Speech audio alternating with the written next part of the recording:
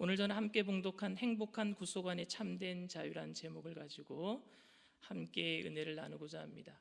제가 LA에 먼저 갔다 그랬잖아요. 그런데 LA에 가서 참 힘들었던 게 있었어요. 뭐가 힘들었느냐 하면은 하루 종일 이 미국 목회라는 것은 뭐냐면요, 가족들과 하루 종일 같이 있어야 돼요. 한국에 있을 때는 목사님 비서도 하고 교구도 맡아서 한 제가 10년 이상을 한국에서 사역을 할 때는 너무 바빠서 가족들과 부딪힐 일이 별로 없었습니다. 새벽에 나갔다가 밤에 들어갔거든요. 그리고 이영훈 목사님 비서할 때는 새벽 3시에 일어나야 돼요. 목사님이 너무 일찍 나오시니까. 그래서 제가 새벽 3시에 일어나서 4시에 목사님 집에 모시러 가서 목사님 나오시면은 출근하면 새벽 4시 15분에서 20분 정도가 됩니다. 그때부터 일과가 시작이 되는 거예요. 그리고 밤늦게 들어가면은 제가 많이 자면은 4시간 자고요, 적게 자면 3시간 자서 그렇게 한 2년을 했습니다. 그러니까 가족들과 부딪힐 일이 없었지요. 그런데 미국에 갔는데요, 하루 종일 애들과 만나야 되는 거예요. 하루 종일 우리 집사람과 얼굴을 대면하고 있어야 되는 거예요. 제 시간이 없어요. 라이드 해야지요. 학교 끝나면 또 데리러 가야지요. 그리고 장 보러 간다니까 처음에 제가 영어를 우리 네 가족 중에서 제가 영어를 제일 잘했습니다. 지금은 제가 영어를 제일 못해요. 그러니까 어디 가게 갈 때마다 제가 같이 가줘야 되는 거예요. 그러니까 미국 가니까 너무 힘든 게 많이 부딪히다 보니까 아이들이 저한테 아빠 이거 해줘 저거 해줘, 이게 너무나 부담되는 거예요. 그런데 오마하로 발령이 난 거예요. 3년 만에 발령이 나니까 제가 먼저 간 거죠. 오마하로 비행기를 타고 갔는데요, 너무 좋은 거예요. 가족들과 떨어지니까 자유가 생긴 거예요. 이게 자유구나. 이제 내가 우리 집사람 소리도 안 들리고 애들 나를 막 그냥 괴롭히는 소리도 안 들리고 혼자서 좀 나만의 시간을 가져보자 그랬는데요, 일주일도 지나지 않아서 애들이 보고 싶은 거예요. 자유가 아닌 거예요. 여러분, 정말로 자유로운 생활을 하고 싶어하는 사람들이 자유로운 상황이 주어졌을 때 사실 자유를 누리지 못할 때가 있습니다. 저처럼 그것이 자유가 아닌 것이, 가족들이 있어야 되는 것이 더 구속인 것 같은데도 그게 자유롭다, 이렇게 생각할 수도 있습니다. 그리고 여러분, 구속된 상황에서도 자유로울 수 있는 게 또 제가 우리 목사님을 통해서 알았어요. 우리 이태훈 목사님을 제가 언제 만났느냐 하면요, 2000년도에 처음 뵀습니다. 그때 목회 담당, 교무 담당 부목사님이셨고, 지금부터 약 한 18년 전이니까 그때는 점점 더 그냥 얼굴도 팽팽하시고 더 젊으시고 목소리도 까랑까랑하시고, 목사님 성격이요 아주 철저하셨어요. 꼼꼼하셨어요. 그래서 그때 저를 처음 이제 목회 비서실, 목회 기획실 그것을 만드시고 저를 발탁을 하신 거예요. 그때 처음 뵀어요. 근데 목사님이 행정을 저한테 가르쳐 주셨거든요. 근데 많은 사람들이 걱정했어요. 왜냐하면요, 목사님이 행정을 가르치실 때는 되게 꼼꼼하시고 철저하기 때문에 그게 모두 다 구속이 될 것 같다고, 힘들 거라고 생각을 했는데, 목사님이 저한테 그런 말씀하신 적이 있어서요, 똑같은 일을 3번 틀리면 그것은 아웃되는 거라고. 그래서 제가 마음속에 무슨 생각을 했느냐면은, 똑같은 일을 한 번 이상 안 틀리면 되겠네, 그러면 자유롭잖아요. 그래서 제가 그걸 배웠어요. 목사님이 한번 틀렸다고 하는 것은 똑같은 실수를 하면 안 되겠구나. 그러면서 다른 사람들은 똑같은 실수를 또 하면서 목사님이 두려웠지만 저는 목사님이 너무 편한 거예요.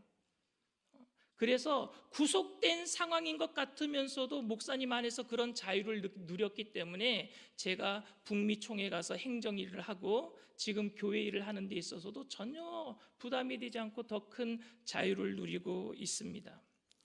여러분 요즘 유행하는 말 중에 그런 말이 있어요. 자유로운 영혼의 소유자. 자기 멋대로 하는 사람을 자유로운 영혼의 소유자라고 하더라고요. 최민수 씨 같은 분 있잖아요. 오토바이 막 타고 수염 막 기르고 청바지 입고 자기가 하고 싶은 대로 하는 거를 그런 자유로운 영혼의 소유자라고 이야기를 하는 것 같습니다. 어디를 가더라도 그 사람은 자기 편한 대로 가는 게 자유라고 생각하는 거예요. 저는 근데 그걸 자유라고 생각하지 않습니다. 그것이 자기가 모든 걸 다 초월해서 하고 싶은 거라고 생각하는지는 모르겠지만 저는 어디를 갈 때 꼭 물어봐요. 드레스 코드를 물어봐요. 오늘 양복을 입어야 됩니까? 그리고 장례식에 갈 적에도 미국에서는요, 장례식에 갈 적에 특별히 원하는 드레스 코드가 있어요. 이분이 빨간색을 좋아한다 그러면은요, 우리는요 전부 다 장례식 가면 검은색 넥타이 매야 되잖아요. 저희 교인분 중에 한 분이 돌아가셨는데 그분이 늘 빨간색을 좋아하셔가지고 그 부인께서 목사님 오늘 설교하실 때 빨간색 넥타이를 매고 해주세요. 그래서 제가 처음으로 난생 처음 장례식에 가서 빨간색 넥타이를 매고 했어요. 드레스 코드를 맞춰주는 것 자유로운 거예요. 저는 제 마음대로 옷 안 입습니다. 왜냐하면은 저희 집사람이 오늘은 이 옷 입으세요. 그럼 그거 입어요. 근데 그게 부담스럽지가 않습니다. 왜냐하면 사모님이 편하면 나도 편해요. 저는 근데 그게 자유라고 생각합니다.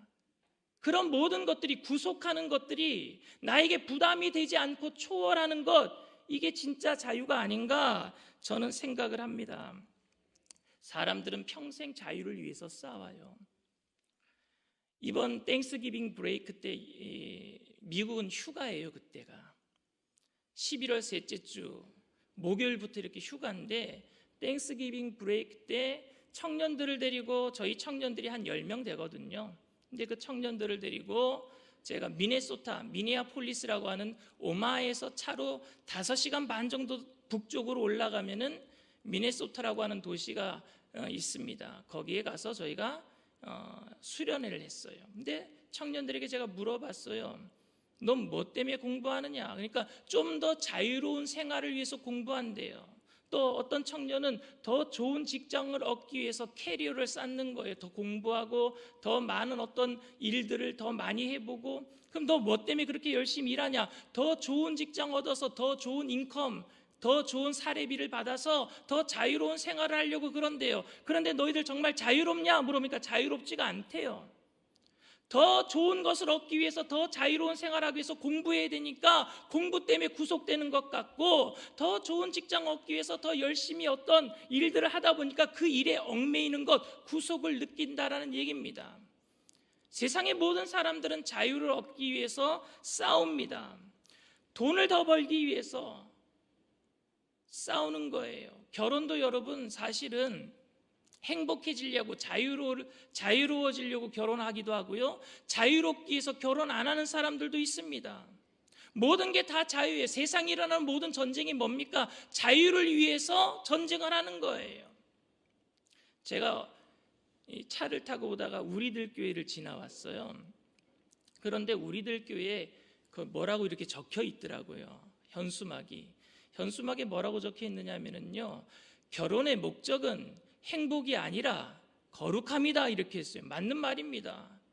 결혼해서 행복이 뭡니까? 자유로운 생활을 얘기하는 거 아니겠습니까? 그런데 결혼의 목적은 자유로워지려고 하는 것이 아니라 뭐예요? 진리 안에서 자유를 누리는 게 뭡니까? 거룩함이잖아요. 그런데 우리는 잘못 생각하고 있습니다. 자유를 위해서 막 무언가 얻기 위해서 노력하는데 사실은 자유를 얻는 게 아니라 거기에 구속되고 있다라는 사실입니다. 그런데 솔로몬이라고 하는 사람이 있잖아요, 여러분. 성경에 솔로몬은 모든 걸 다 누려보고 다 자유를 얻어본 사람이잖아요. 그 사람이 고백한 게 뭡니까? 전도서 2장 10절 11절에 이렇게 고백하고 있습니다. 무엇이든지 내 눈이 원하는 것을 내가 금하지 아니하며 무엇이든지 내 마음이 즐거워하는 것을 내가 막지 아니하였으니 이는 나의 모든 수고를 내 마음이 기뻐하였음이라. 이것이 나의 모든 수고로 말미암아 얻은 몫이로다. 11절에 그 후에 내가 생각해 본즉 내 손으로 한 모든 일과 내가 수고한 모든 것이 다 헛되어 바람을 잡는 것이며 해 아래에서 무익한 것이로다. 자기가 모든 것을 누려봤대요. 자유롭기 위해서 모든 것을 다 가져봤다고 합니다. 그런데 그 모든 것들이 뭐라고요? 자유롭지 못했다라는 거예요. 다 가져봤는데 헛되니 모든 것이 헛되다라고 이야기를 합니다. 우리는 지금 자유를 위해서 살고 있어요. 근데 이 자유가 여러분 뭘까요? 가지면 가질수록 더 자유로워야 되는데 더 구속되고 그 구속된 것 때문에 마음이 헛된 것을 공허함을 느끼는 이유가 뭘까요? 그런데 오늘 본문에 예수님께서 이 자유에 대해서 이야기하고 계십니다. 자유가 뭔가? 요한복음 8장에 오늘 우리가 31절부터 36절까지를 읽었는데요. 그 전에 8장에 보면은요, 첫 번째 무슨 얘기가 나오냐면 현장에서 간음하다가 잡혀온 여인을 예수님이 용서해 주는 이야기가 먼저 나옵니다. 그때 많은 유대인들이 돌 들어서 이 여자를 쳐서 죽이려고 하다가 예수님 때문에 정말 그 돌을 다 팽개쳐 버리고 도망가 버리고 말았죠. 그리고 나서 예수님이 하신 말씀이 뭐냐면 나는 세상의 빛이다 라고 얘기했어요. 세상의 빛이다. 그리고 나서 예수님이 무슨 말씀을 하셨느냐, 연이어서 하신 말씀이 내가 가는 곳에는 너희들이 올 수 없다 이 얘기를 하셔요. 여러분, 나는 세상의 빛이다, 그리고 내가 가는 곳에 너희들은 절대 올 수 없다, 이 말을 여러분들이 그 당시에 살아서 예수님의 말씀을 직접 들었다면 그 말씀이 이해가 될 것 같아요? 현장에서 간음하다가 잡혀온 여인을 다 용서해가지고 돌려보내준 그분의 그 이야기가 여러분 머릿속에 이해가 될 것 같습니까? 그런데 이상하게도 30절 말씀에 보면은요, 이 말을 하심에 많은 사람들이 믿더라 그럽니다.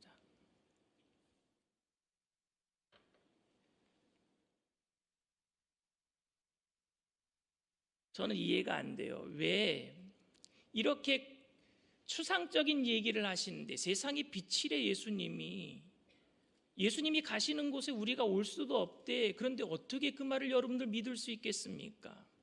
예수님이 오병이어의 기적을 일으키고 그리고 많은 병자들을 고치고 살리시니까 무조건 예수님만 따라가면 복은 얻겠구나, 그러니까 무작정 덮어놓고 믿자 이러고 따라온 거 아니겠습니까?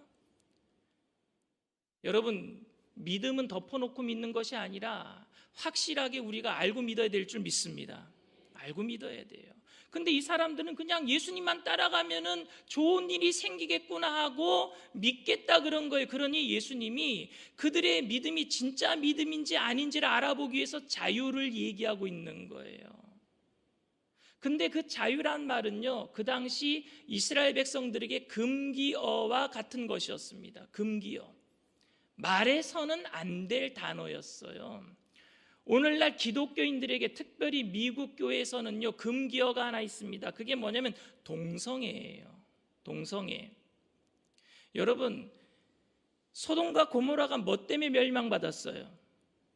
아니에요. 동성애 때문에 멸망받은 게 아니에요. 의인 10명이 없어서 멸망받았습니다. 여러분, 정확하게 하세요. 의인 10명만 있으면 동성애가 있어도 그곳은 구원받을 수 있었어요. 그런데 하나님께서 아브라함에게 의인 10명 찾아보라 그랬는데 의인 10명이 없어서, 그래서 그곳이 불과 유황에 멸망받은 거예요. 제가 이 이야기를 했더니 목사님이 동성애자를 옹호한다고 그래서 어떤 분이 교회를 안 나오시는 거예요.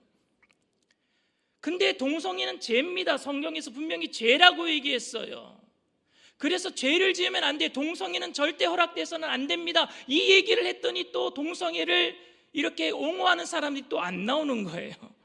이래도 안 나오고 저래도 안 나오고. 동성애가 미국 교회에서는 금기어처럼 돼 있어요. 그런데 당시에 유대인들에게 있어서는 금기어가 뭐였느냐 하면은 이 자유였어요.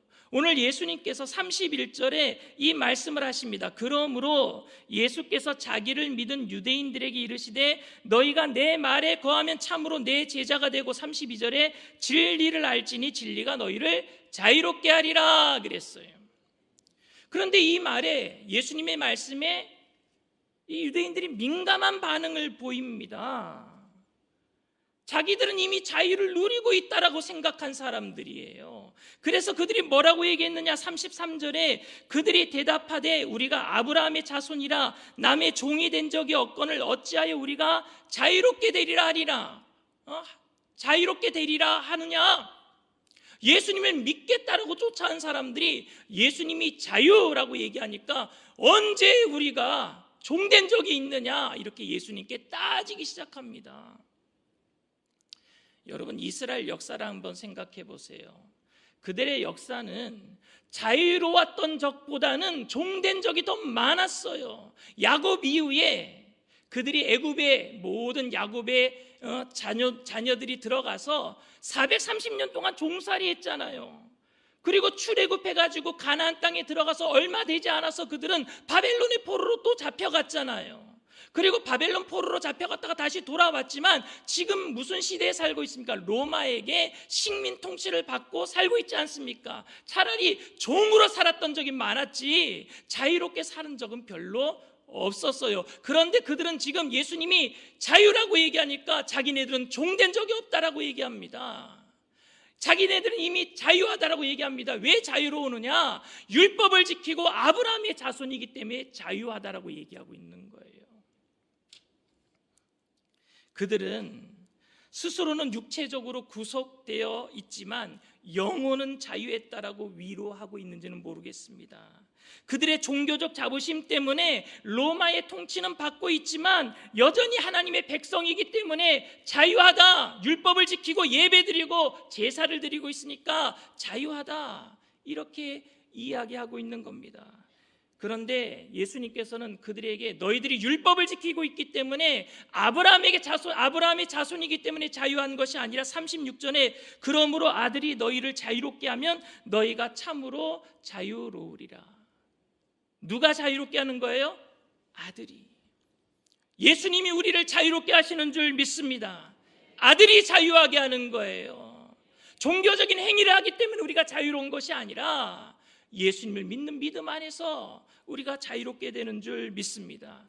그런데 그들은 아브라함의 자손이라고 하면서 예수님을 오히려 죽이려고 했어요. 37절에 나도 너희가 아브라함의 자손인 줄 아노라. 그러나 내 말이 너희 안에 있을 곳이 없으므로 나를 죽이려 하는도다. 그리고 나서 예수님은 정말로 엄청난 말씀을 하셨어요. 44절 말씀입니다. 너희는 너희 아비 마귀에게서 났으니 너희 아비의 욕심대로 너희도 행하고자 하느니라.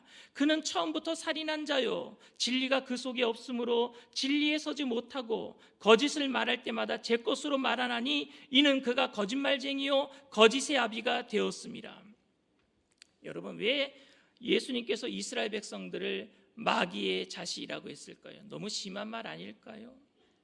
그 답변은 바로 34절에 있습니다. 34절에 예수께서 대답하시되 진실로 진실로 너희에게 이르노니 죄를 범하는 자마다 죄의 종이라.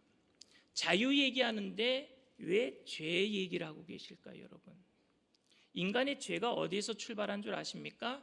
하나님에게서 스스로 자유로워지려고 선악과를 따먹으면서 죄가 시작이 됐어요.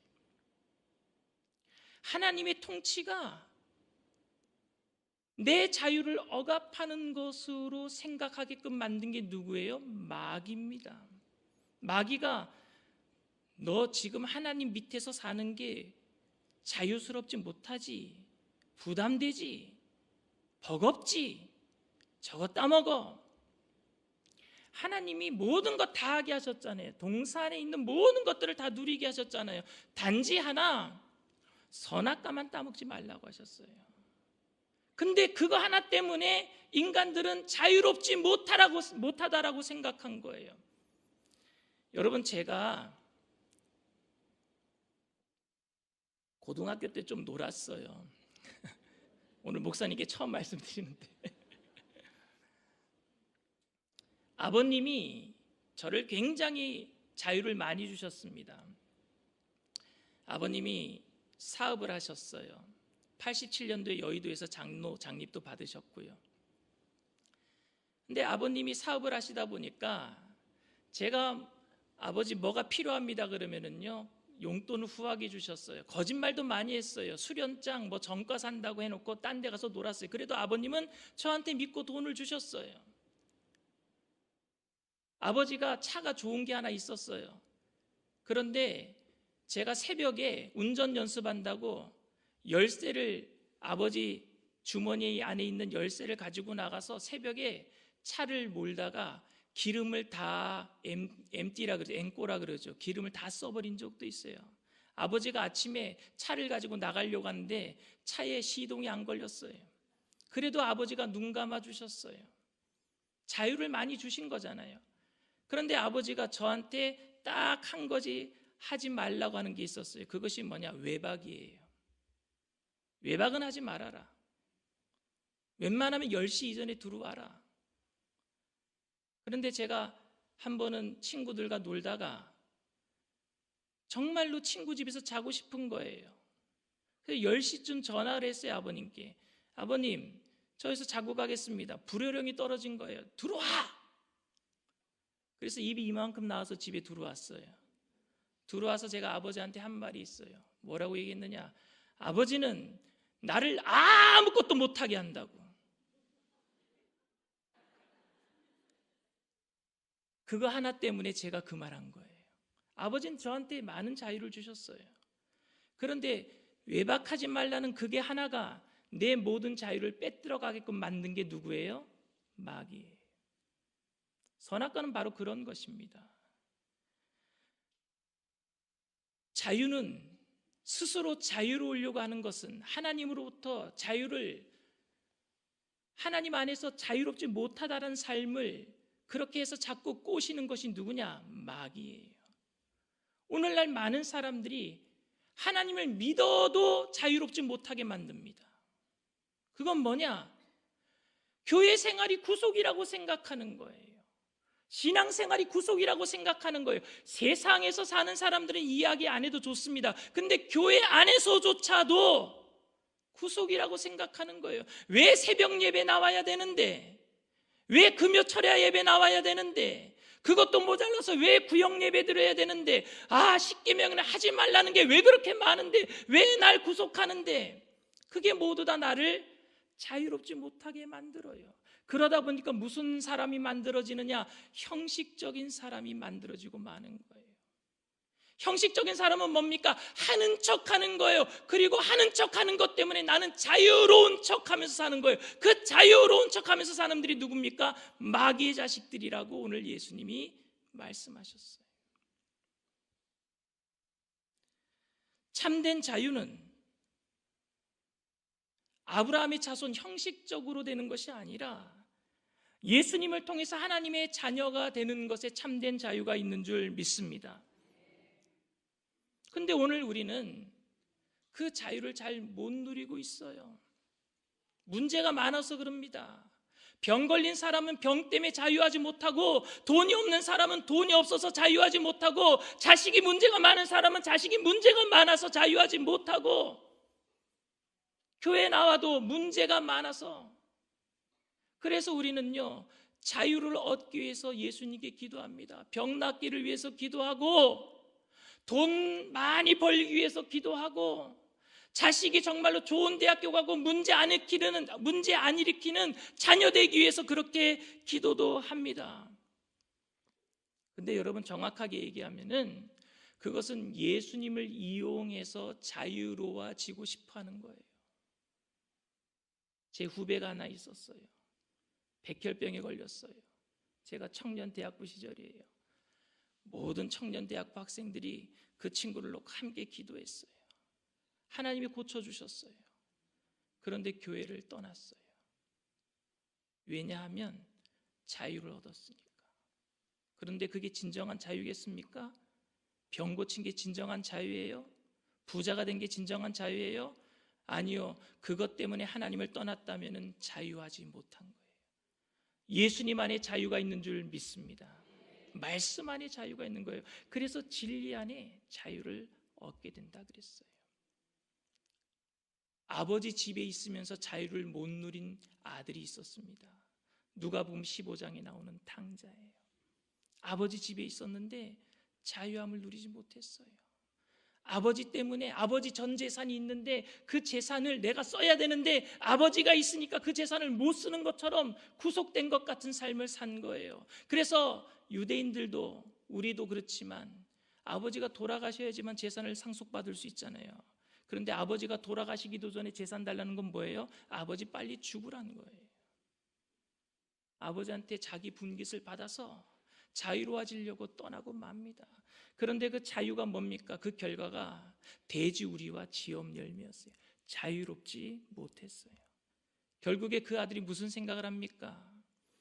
아버지 집에는 풍족한 일꾼들이 많은데 이제는 내가 아들이라 칭함을 받을 자격도 없는데 차라리 나를 하나의 일꾼으로 보시옵소서 하고 찾아가잖아요. 그때 아버지가 일꾼으로 잡아주셨습니까? 아니면 아들로 복원시켜 주셨습니까? 복귀시켜 주셨습니까? 아들로 복귀시켜 주신 거예요. 그게 진정한 자유인 줄 믿습니다. 행복한 구속 안에 진정한 자유가 있는 거예요. 신명기 15장에 보면은요, 스스로 종이 된 자유인의 이야기가 나옵니다. 신명기 15장에 누가복음에는 탕자가 돌아와서 종으로 여겨달라 그랬는데 아들로 복귀시켜준 이야기가 나오고, 구약 신명기 15장에는 스스로 종이 된 자유인 이야기가 나와요. 여러분, 하나님께서 이스라엘 백성들에게 기업을 다 분기수로 땅을 다 기업으로 주셨잖아요. 그런데 어떤 사람은 그것을 잘 해서 배로 남기고, 어떤 사람은 그것을 잘 못 경영해가지고 빼앗기고 빚을 지기도 했어요. 그러니 빚을 진 사람은 땅도 빼앗기고 그리고 자기 몸이 노예가 되는 거예요. 세상 그 어디에도 여러분 모든 나라에 노예 제도가 있습니다. 그런데 노예 제도가 없는 나라가 있어요. 어디냐면 이스라엘이에요. 노예는 있어도 노예 제도가 없습니다. 왜냐하면은요, 7년째 되면은요, 희년이라 그래서 그 노예를 풀어주기 때문에. 노예가 노예를 날 수는 있어요. 그런데 7년째는 뭐예요? 풀어주면은, 제도라는 건요, 대물림 되면은 계속 제도가 되는데, 대물림 되지 않고 7년마다 끊어지면 뭐예요? 제도는 생기지 않습니다. 희년이라는 게 뭐냐? 원상복귀예요.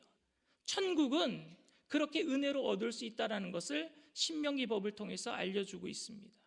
근데 7년째 그 종을 돌려보낼 때는 어떻게 돌려보내야 되느냐? 거기 이렇게 기록되어 있습니다. 먹을 것도 주고 돈도 주어서 혼자 독립해서 살 수 있도록 주인은 그 종을 후대에서 돌려보내야 돼요. 7년째는요. 그러니까 7년째 되는 날만 종들은 기다리겠죠. 자유함이 있겠다. 자유를 얻어야지. 근데 그 7년째 되던 날 고민하는 종이 있대요. 주인이 나한테 너무 잘해준 거예요. 너무 잘해줬기 때문에 주인의 집을 떠나기 싫어하는 종들이 있다고 합니다. 그래서 7년째 되는 날에 아침 해가 밝을 때 종이 주인에게 찾아가서 엎드려요. 저 이 집 안 나갈 겁니다. 너도 나가서 나처럼 상전으로 살아야지. 여기 먹을 것과 입을 것과 돈도 있고 너 이제 가서 너도 잘 살아야 돼. 아니요, 나는 이 집에서 끝까지 있겠습니다. 종으로 있겠습니다. 주인과 그런 대화가 오가는 속에 눈물이 흐를 것 같아요. 주인이 얼마나 잘해줬으면 종이 안 나가겠다는 거예요. 그 종은요, 주인의 그 문설주에다가요, 길을 송곳으로 뚫어요. 그러면 그 집에 영원한 종이 된다는 표시가 되는 겁니다. 귀가 뚫리는 거예요. 귀 뚫린 종을 주인이 볼 때마다 무슨 생각이 들까요, 여러분? 저 녀석은 내가 돈도 주고 먹을 것도 주고 나가서 잘 살려고 했는데 우리 집이 좋다고 안 나갔어. 주인이 생각할 때는 종으로 여기지 아니하고 친구 이상으로 취급해 줄 줄 믿습니다. 여러분들이 이곳에서 다 복을 받게 될 줄 믿습니다. 하나님의 주인의 집이잖아요. 우리가 다 복을 받게 돼 있어요. 근데 나가라고 했는데 안 나가는 거예요. 주님, 이 집이 좋습니다. 여의도 순복음 분당교회가 좋습니다. 예배가 좋습니다. 은혜스럽습니다. 목사님이 사랑스럽습니다. 교구장이 좋습니다. 장로님이 존경스럽습니다. 그러니 나가라 그래도 안 나가는 거예요. 그때 우리는 말씀의 귀를 뚫어야 될 줄 믿습니다. 말씀의 송곳으로 이 귀를 뚫어서 하나님의 종됨을 고백하는 거예요. 우리가 종이라고 고백할 때 하나님 우리를 종 취급하는 것이 아니라 누가복음 15장 말씀처럼 아들의 지위로 승격시켜 주실 줄 믿습니다. 진리가 너희를 자유롭게 하리라. 이 얘기는 뭐냐? 우리가 바로 아들의 신분을 회복한다는 이야기입니다. 요한복음 말씀에는요, 수가성 우물가 여인이 요한복음 4장에 나와요. 그는 스스로 자유를 찾기 위해서 남편을 5번이나 바꿔봤잖아요. 지금 6번째 남편과 살고 있어요. 근데 예수님이 만나주셨어요. 그리고 요한복음 4장 14절에 예수님께서 그녀에게 이런 말씀을 하세요. 내가 주는 물을 마시는 자는 영원히 목마르지 아니하리니 내가 주는 물은 그 속에서 영생하도록 솟아나는 샘물이 되리라. 무슨 말씀일까요? 예수님이 오시기 전까지는 그 여인에게 남편은 뭐였어요? 자기에게 있어서 진통제였어요. 진통제. 아픔이 있었어요. 남편에 대한 아픔, 남자에 대한 아픔이 있었어요. 그래서 남자를 바꿔보면은 더 나은 자유가 있겠거니 생각하고 남자를 바꾼 거예요. 근데 그 남자들은 진통제 역할을 할 수밖에 없어요. 여러분들 병 걸리면은요, 치료제가 만들어지기 전에는 뭘 먹어야 돼요? 진통제를 먹어야죠. 통증이 있을 때마다. 그런데 제가요, 진통제를 먹어봤어요. 진통제, 제가 머리가 많이 아팠거든요. 그래서 두통약을 하나를 먹으면은요, 처음에는 머리가 깨끗하게 나은 듯이, 씻은 듯이 나은 것 같아요. 그런데 시간이 좀 지나면 또 아파요. 그럼 하나를 먹던 게 2알 먹어야 되고, 2알 먹던 게 3알 되고, 진통제는요 점점 세지지 않으면은요 통증을 가라앉힐 수가 없어요. 그게 진통제의 약점입니다. 우리가 살아가는 동안에 예수님을 만나지 못하고 진리의 말씀 우리가 제대로 깨닫지 못하면은요 진통제가 필요한 거예요. 이 여인처럼 바꿔보면은 좀 나아지겠지. 그런데 조금 더 지나면은요 더 큰 진통이 오는 거예요. 그러면은 더 큰 고통을 내가 이기기 위해서는요 더 큰 진통제가 필요해요. 그러니까 6번이나 바꾸는 거죠. 5번이나 바꾸는 거죠. 오늘 우리는 기도할 때에 하나님께 나와서 이 예배당에 나와서 기도할 때에 진통제 한 방 놔주세요라고 기도할 수가 있어요. 지금 더 자유롭기 위해서 돈이 필요합니다. 지금 더 자유롭기 위해서 내가 명예가 필요합니다. 권력이 필요합니다. 자녀가 잘 되기를 원합니다. 그런데 여러분, 그건 진통제예요. 치료제 대신 예수님을 만나게 되기를 바랍니다. 예수님이 치료자가 되세요. 치료제. 내가 주는 물을 마시는 자는 그 배에서 영원한 생수가 흘러나리라. 여러분들이 진리 안에 자유를 얻게 되기를 바랍니다. 세상이 주는 자유는 여러분 익스파이어 데이시 있어요. 유통기한이 있어요. 끝나고 나면은요 더 큰 갈증이 밀려온단 말입니다. 예수님 안에서 아들됨의 자유함을 누리게 되기를 바랍니다. 베드로전서 2장 9절에 그러나 너희는 택하신 족속이요 왕같은 제사장이요 거룩한 나라요 하나님의 소유된 백성이라고 말씀했어요. 우리는 이미 죽음을 이긴 하나님의 자녀가 된 줄 믿습니다. 그러니 무엇이 두렵겠습니까? 사도 바울이 이야기했던 것처럼 세상이 감당치 못하는 그리스도인들이 되게 될 줄 믿습니다. 그래서 사도 바울이 고백한 게 나는 부함에도 처할 줄 알고 가난함에도 처할 줄 안다 그래서 그게 자유예요. 진리 안의 자유. 돈 없다고 찌찌하게 살지 마세요. 병 들었다고 여러분들 기죽지 마세요. 하나님이 다 치료해 주실 줄 믿습니다. 천국 가는 그날까지 여러분들 영혼이 잘 되게 하시고 범사가 잘 되게 하시고 강건하게 하실 줄 믿습니다. 근데 그 복은 누가 받느냐? 진리 안에서 자유를 누리는 사람들. 여러분들은 이미 마귀의 노예가 아니라 하나님의 아들이 된 줄 믿습니다. 그러니 그 진리 안에서 자유를 누리게 되기를 바랍니다. 지금은 잠시 고통이 있을 수 있어요. 진통제보다는 치료제가 조금 약발이 늦게 들을 수도 있어요. 그러나 치료제를 맞았다면은 참고 인내하고 기다려야 될 줄 믿습니다. 기도하면서 기다리는 거예요. 예배는 예수 안에서 자유를 확인하는 것이 예배고, 기도는 진리에 불을 붙이는 것이 기도이고, 진리 안에서 자유를 누리도록 성령님께서 오늘 우리를 도와주실 줄 믿습니다.